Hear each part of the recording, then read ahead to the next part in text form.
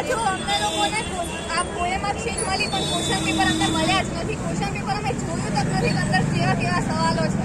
હવે અમે કઈ રીતે ટીક કરીએ? નથી અમને જોડે ખાલી સહી લીધી અને બેઠક નંબર લીધો, બહાર મોકલી દીધા, બીજું કશું કર્યું નથી.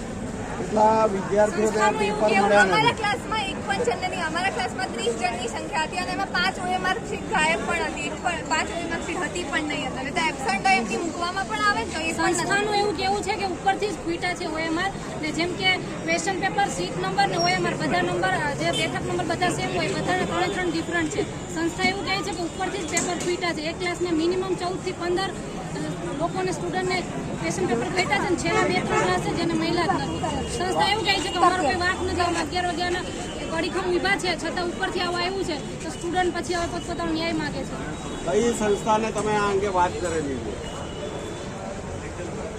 આ સ્કૂલ છે Little Bird English medium school. એ સંસ્થા એવું કહે છે કે ઉપરથી જ પેપર આવ્યા છે, અમારો કશો વાંક નથી. અમુક સ્ટુડન્ટને ટૂંકમાં ન્યાય મળી ગયો છે. 1 થી 15માં મારું જ નામ હતું, મેં પેપર અટેન્ડ કરીને આવી અને આ બેન જ છે જેને પેપર એને ક્વેશ્ચન પેપર જ અમારા ક્વેશ્ચન પેપરનું સીલ પણ નથી એટલે અમે જોયું જ નથી કેવું છે ક્વેશ્ચન પેપર. આ મેડમ તો OMR સીટ બી મળી છે, મને OMR સીટ બી નહીં મળી. OMR સીટ બી નહીં મળી. આ ગુલાબી કલરનું દેખાય ને તમને OMR સીટ, એ મને મળી બી નથી. OMR સીટ આ મેડમને મળી પણ OMR સીટ બી નહીં મળી, પેપર બી નહીં મળ્યું. બરાબર, મારા જેવા કેટલાય વિદ્યાર્થીઓને મળ્યું નથી. અંદાજે કેટલા વિદ્યાર્થીઓ? અંદાજે 100 લોકો જેવા લોકોને નહીં મળ્યું. 100 વિદ્યાર્થીઓ.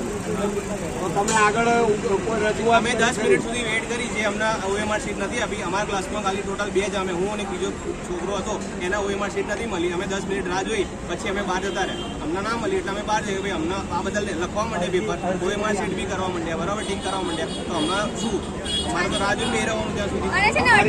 તમારી જે રજૂઆત હતી એ રજૂઆત અંગે શું કહેવા માંગે? રજૂઆત અંગે જે અંદર સર હતા સ્કૂલના, એમને એમ કીધું કે તમારે જે વિરોધ કરવો હોય કરો, બરાબર, અંદર જે પરીક્ષા આપે છે એ લોકોને આપવા દો, તમારે જે કરવું એ કરો. તો અત્યારે હાલ જે પરીક્ષા છે મોકૂફ રાખવામાં આવી છે કે કેમ? પરીક્ષા અંગે અમને કોઈ નિર્ણય અમને કંઈ ખબર નહીં, પણ આ પૂરેપૂરી પરીક્ષાનો નિર્ણય મળવો જોઈએ.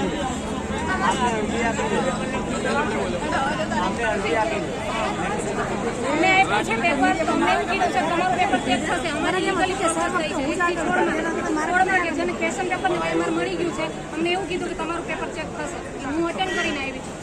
અને અટેન્ડન્સ શીટની અંદર અમારી 45 અને બેન 1 ને 45 ચાલુ થવાનું હતું ત્યારે જ અમારી અટેન્ડન્સ શીટમાં પહેલેથી સહી લઈ લીધી. અમને ક્વેશ્ચન પેપર તો મળ્યું જ નહીં, અટેન્ડન્સ શીટમાં પહેલા સહી લઈ લીધી. એટલે અમારી જોડે કોઈ પ્રૂફ જ ના રહ્યું કે અમે લોકો નથી આપ્યું. ઘોટાળો થયો છે પૂરેપૂરો 100%. અત્યારે જે પોલીસ તંત્રના જે અધિકારીઓ પણ અહીંયા આવેલા પોલીસ છે, તંત્રના અધિકારીઓ બી અમે વિડીયો બનાવતા હતા, એમ કહેતા હતા કે વિડીયો ના બનાવો, વિડીયો ના બનાવો. તો અમારે શું કરવાનું? વિડીયો ના બનાવીએ તો શું કરીએ અમે? અમારે ન્યાય ક્યાં કોના જોડેથી લેવાનો? તમે કઈ જગ્યાએથી આવેલા છો? કૃષ્ણનગર હાઈસ્કૂલ છે ત્યાંથી આવો. આપ ક્યાંથી આવેલા છો? હું સાયન્સ સિટી બાજુથી. બેન આપ ક્યાંથી આવેલા? સોમનાથ જાઉં છું. સોમનાથથી અહીંયા અમદાવાદ શહેરમાં વટવા ખાતે એક્ઝામ આપવા આવ્યા. એક્ઝામ આપવા આવી.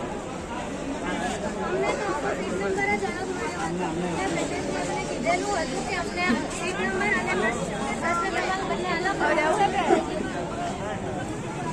તેમ છતાં અમને એવું કહેવામાં આવ્યું કે તમને જે મળ્યું છે તે કશું લખી નાખો. અને અમે પછી અમુક વિદ્યાર્થીઓ બહાર નીકળી ગયા. જે લોકોએ લખ્યું છે અમે કીધું કે તમારા પેપર ચેક થશે, તો અમારે શું સમજવાનું? અમે તો પેપર લખ્યું પણ નથી અને અમને અમારા સીટ નંબરનું મળ્યું પણ નથી. અમને એવું કહેવામાં આવ્યું કે લાસ્ટ મોમેન્ટ ઉપર 2 સેન્ટર છે અહીંયા મોકલવામાં આવ્યા છે, તો 2 સેન્ટર એ જવાબદારી તો ઉપરની છે અને અમારી થોડી છે. અમને 2 વાગ્યાના 2 સેન્ટર અહીંયા બ્લોક વધારવામાં આવ્યા, તો એ તો હવે ઉપરથી જવાબદારી છે અને મેનેજમેન્ટની જવાબદારી.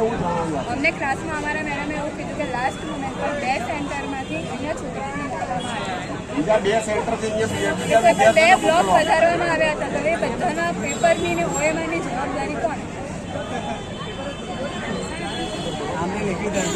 અમુક લોકોના પેપર 3:30 સુધી ચાલુ રહ્યા, ક્લાસમાં 3:30 સુધી ટાઈમ આપ્યો. એવું મિનિટ ક્યાંથી એક્ઝામ આપવા આવે? મહેસાણાથી.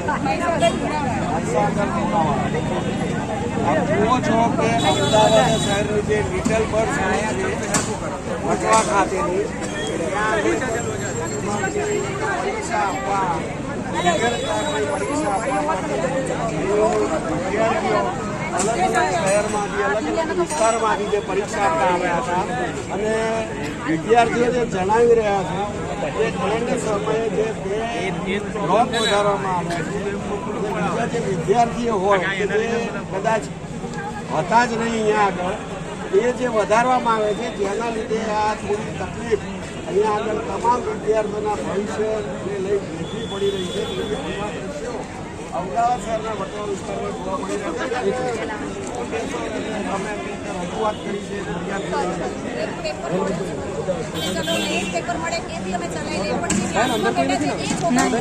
છે ને જેને 2:30 વાગે પેપર આપ્યું 3:30 હજુ 4 વાગ્યા સુધી ચાલુ છે, લખે હે મન પડે એમ લખે. મેડમ ને એ લોકોને તો થોડી વાર બહાર બોલાવે એટલે મન પડે એમ ટૂંકમાં બધી લખે. પેપરો લખતા હતા. આજે એ લોકોને ટાઈમ વધારે મળ્યો એ લોકોએ આખું પેપર સોલ્વ કર્યું. બહાર આવીને લોકો એકદમ ખુશ હતા ને કહેતા હતા પેપર એટલા ઈઝી હતું. જ્યારે અમને લોકોને આ પેપર જોવા મળ્યું છે ને એટેન્ડ કરવા મળ્યું. બીજી વસ્તુ કે અહીંયા કેમ તમે એક્ઝામ આપી છે કે નથી?